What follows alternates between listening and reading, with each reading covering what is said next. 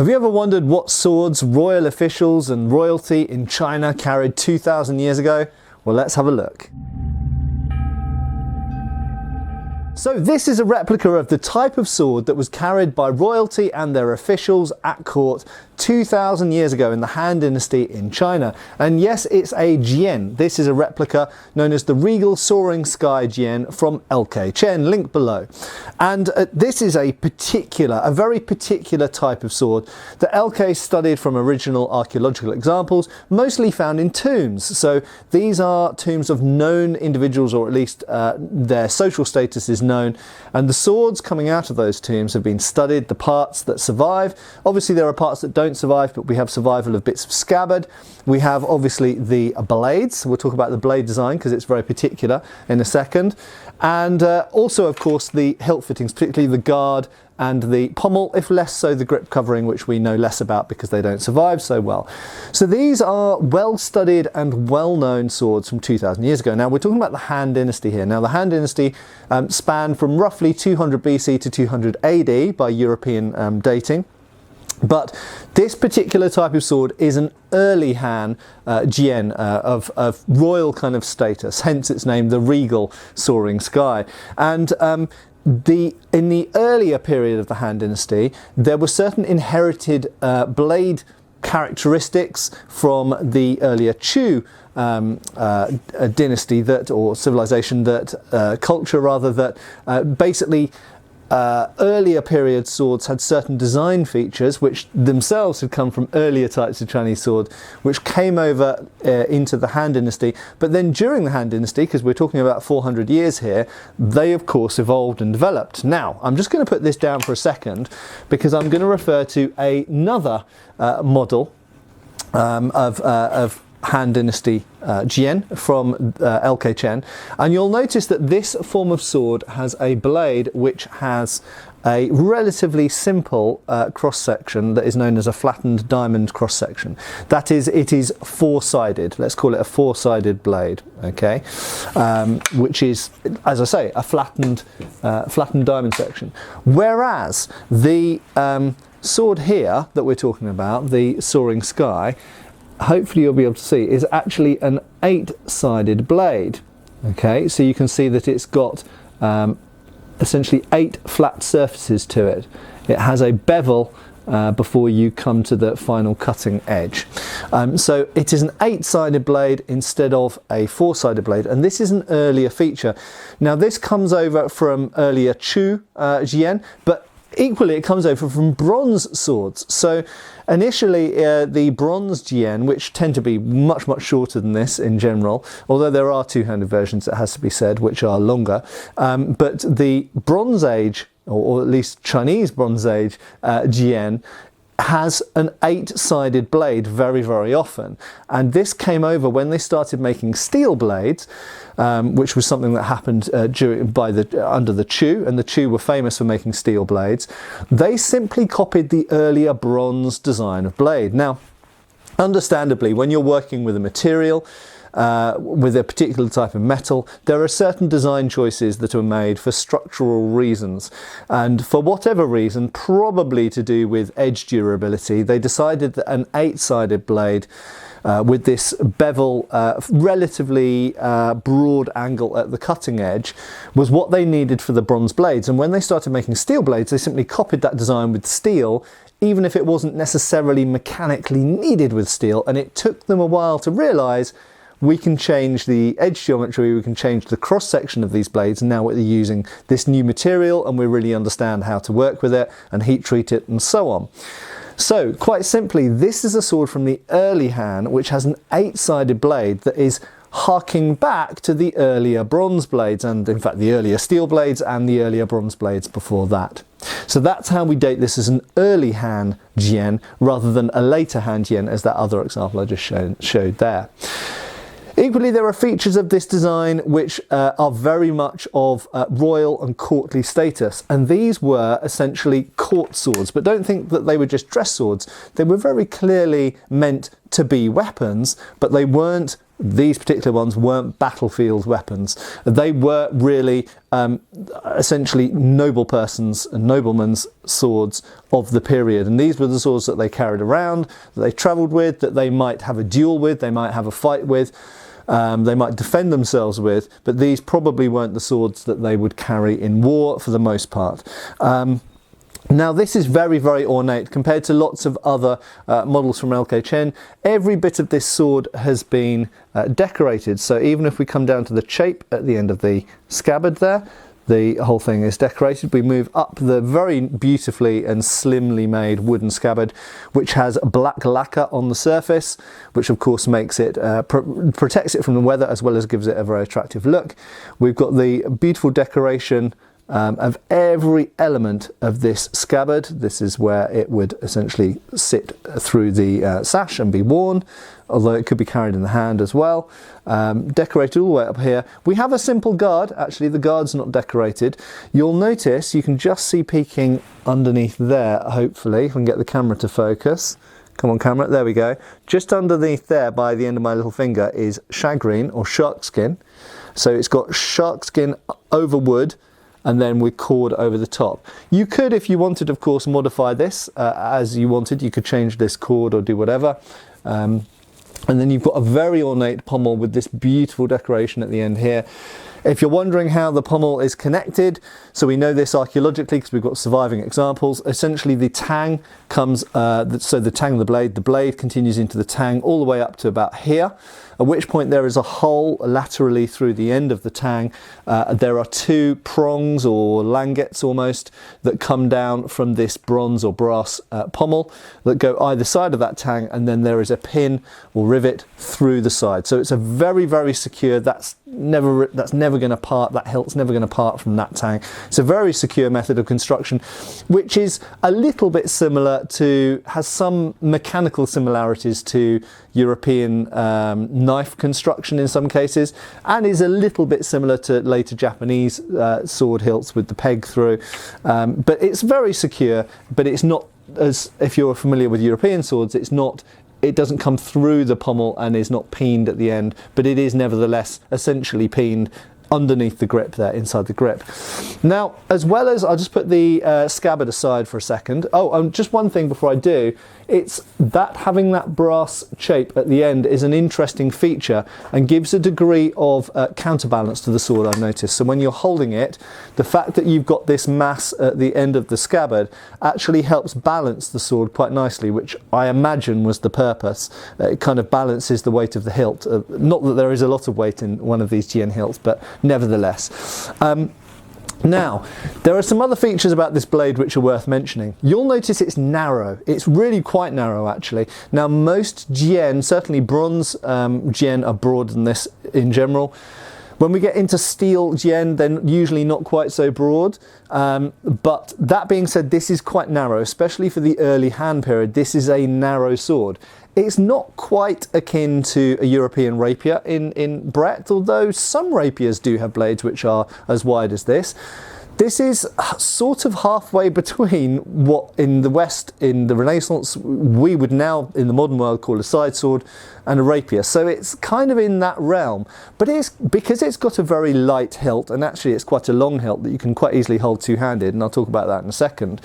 It actually has quite a lot of inertia in the blade, so despite the fact it's a narrow blade, it's actually quite a thick blade, and because it's got 8 sides, so it's not a flattened diamond section with a straight bevel straight to the edge, it has one bevel, then a secondary bevel, but quite a deep secondary bevel. It's actually quite a weighty blade. Now, I say weighty, this entire sword is actually light. It weighs just over 800 grams, but you have to bear in mind that this type of Jian design doesn't have very much mass at the back end of the hilt like a Western sword usually does.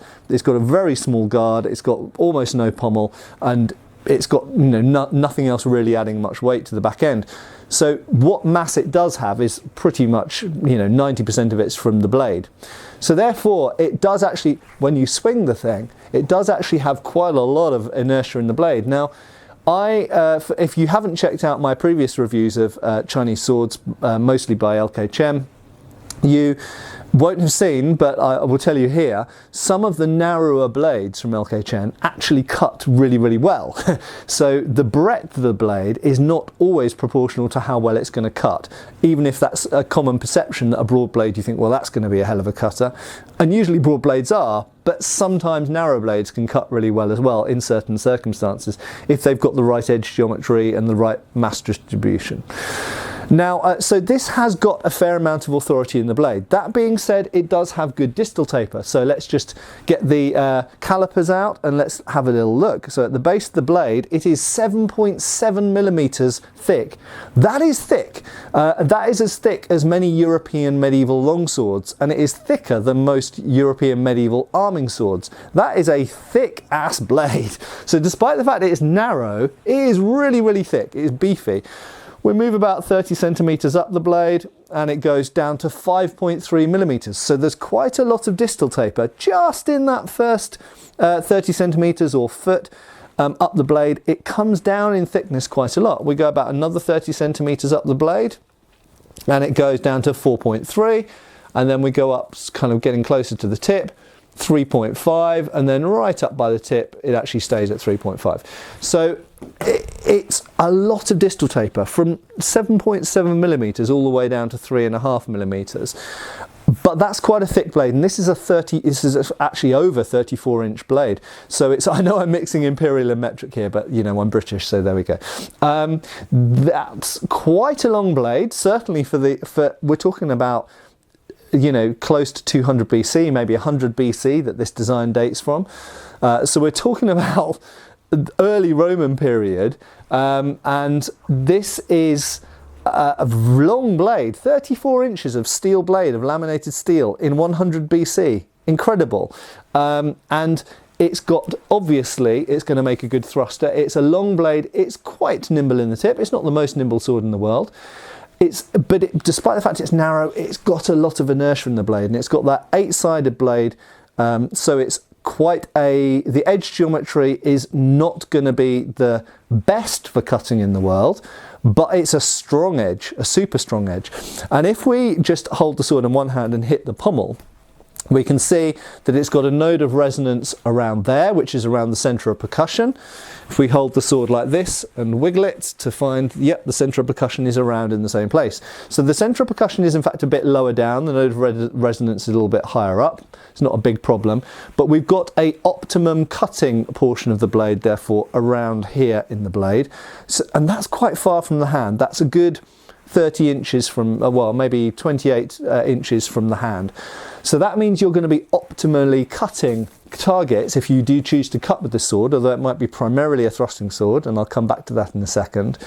If you do cut targets with it, you can cut them from quite a long way away. And of course you can still tip cut, you can cut further than the centre of percussion with this and still do some damage. It might even be incapacitating damage with the tip of the blade, because it's got good edge geometry and good sharpness. Now, in terms of how this sword's used, now I mentioned the length of the grip and I mentioned thrusting. So two important things here. First thing to mention is that Jian, it does seem, were primarily thrusting swords. Okay, and that shouldn't come as any big surprise for anyone looking at this shape of sword, because it's long and pointy. And long and pointy swords are usually intended for hitting people from a long way away with the point. But that being said, there are also harrying cuts. So just the same as if we look at rapier fencing, rapier treatises from the 16th and 17th century, they have cutting in them, even if they are point-centric systems, even if they are usually holding the sword forwards with the point presented forwards, and they're predominantly finishing the fight with thrusts. There are cuts in there, and cuts at the wrist, cuts at the hand, even cuts down at the limb, cuts at the top of the head, cuts anywhere you can lay them on in order to wound the opponent, incapacitate the opponent, or open them up for the killing thrust are going to be important. So this is a cut and thrust sword, even if the weight is a little bit more on the thrust than on the cut in this case. In terms of the hilt, that length of hilt, I suspect, is probably there mostly for counterbalance. Okay, so I think people often talk about pommels as providing counterbalance, but there are many types of sword from across history, from across the world, where that counterbalance is actually really provided by, number one, distal taper in the blade, and number two, by the length of the hilt. And we see that with things like the Langmesser, for example, and various others. The Da, for example, from Burma and Thailand. So there are many swords where the counterbalance is provided by that, and I think that this is almost entirely a one-handed sword, where the extra length of grip at the back there is really providing some balance, and potentially sometimes you might want to bring the hand down to the back to get a little bit more reach. So, that's a trick tactic, but even trying to snipe someone's leg with a leg cut, I do this with longswords sometimes, slip the hand to the back to hit them in the leg, and then switch back up to the top of the grip for more nimble handling. But could you use this two-handed? Yes, you could, and you can fit two hands on there. So you could absolutely, if you wanted to, switch to using this almost like a European longsword, and you could use this kind of like a two-handed sword. But I don't think that's its primary purpose. I think the primary purpose of that extra bit of hilt is really to provide balance. Interesting other thing to mention, just as well as a parting thought, is the shape of that pommel. You'll notice is quite, it's got quite a ledge to it, quite a hand stop to it, and that might possibly, given that you don't really need that if you're holding it two-handed, that might add credence to the idea that sometimes the hand is supposed to slip down to the bottom of the grip for some extra reach in a thrust or a cut temporarily, and then move back up. And in having that there, it's to stop the hand sliding off, so it's for security. Possibly. That's just an idea, just a theory. Obviously, we don't have any treatises or any surviving martial arts from 2,000 years ago in China, unfortunately. All of what we have is more recent, so this is all supposition. Whether you do Chinese martial arts or European martial arts, we're all kind of guessing at this point. So, an absolutely gorgeous and regal, as in the name, Chinese Jian from more than 2,000 years ago. An incredible sword design that should be acknowledged and known about probably more widely than it is, and a beautiful replica made by LK Chen. And just by way of assessing the replica, it has their characteristically beautifully pattern welded blade. You can just see there you go, you can see the pattern of the pattern welding, which again is not completely historical, but is reminiscent of the laminated blades that would have been made at the time. I think this is a pattern weld of 1065 and I think T8 tungsten alloy steel, tool steel. The guard is quite simple, and we've already seen the decoration on the pommel. It's one other thing I'd mention actually, slight constructive feedback. I don't think the fit of the aperture in the guard to the blade is fantastic. It's not the best I've seen, and some of LK's other models are better than this.